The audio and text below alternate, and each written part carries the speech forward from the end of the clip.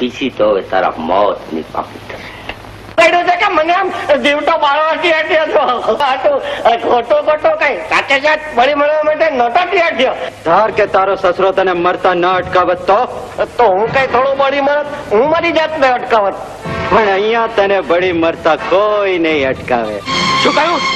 એ લોકો કરમચંદ ને ઉપાડી ગયા? હા બાપુ, હું સિપાહીઓને ભેળા કરવા રહ્યો ત્યાં સુધીમાં તો અરે સિપાહીઓ તો ભીરું ના ભેરું હોય, મરદના બેલી તો હાથ અને હિંમત. અરે પણ મને મારી નાખવાથી તમારા આત્માને શાંતિ મળશે. કસાઈના પેટના લાગો છો. નહીં પણ મને મારી નાખતા પેલા મારી છેલ્લી ઈચ્છા તો પૂરી કરો. શું છે તારી છેલ્લી ઈચ્છા? મારી છેલ્લી ઈચ્છા પટકાળું ખાવાની છે. પતકાળું? હા પણ પતકાળું ગોતતા તો 6 મહિના લાગે. હા તે કાંઈ વાંધો નહીં, મને કઈ મળવાની ઉતાવળ નથી. પણ તને મારી નાખવાની મને ઉતાવળ છે. રેડો તેલ અને સળગાવી દો. અરે ઉભર્યો સાંભળો, મારે તમને એક વાર્તા કેવી છે. એ વાર્તા પૂરી થાય ને પછી તમારે મને મારી નાખજો. કઈ વાર્તા? જુઓ, એક અનાજથી ભરેલો ઓરડો હતો.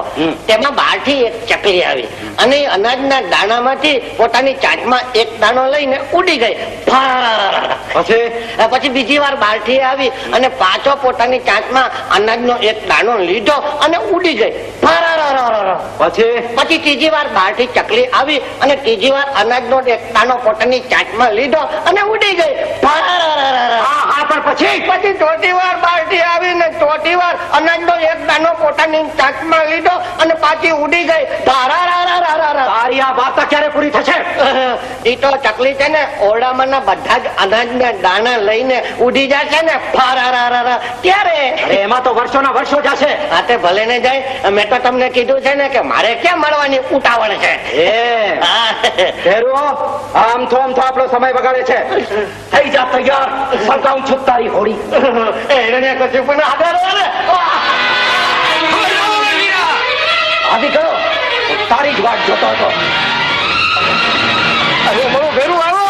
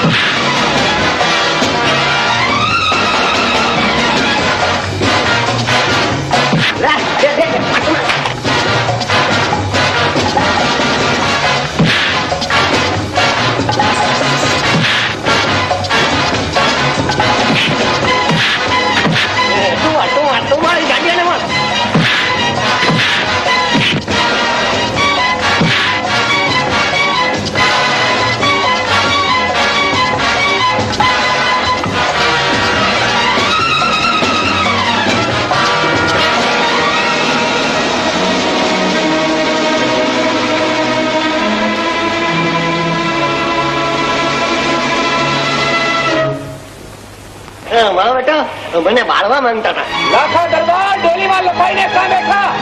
અરે બળદ પૂછા, દરવાજો ખોલ. સમજાવજો એને રજપૂતાઈની રસમ કે વેર લેવું હોય તો અમિત છાતી આવીને ફુટાકો કરે, પીઠ પાછળ ફૂટલાય નહીં. આજ તો જીવ તો બગાડ્યો છે, પણ ભાઈદાન જો આવું કરશે તો એનું મળદું કૂતરા કાગડા ચૂંટશે.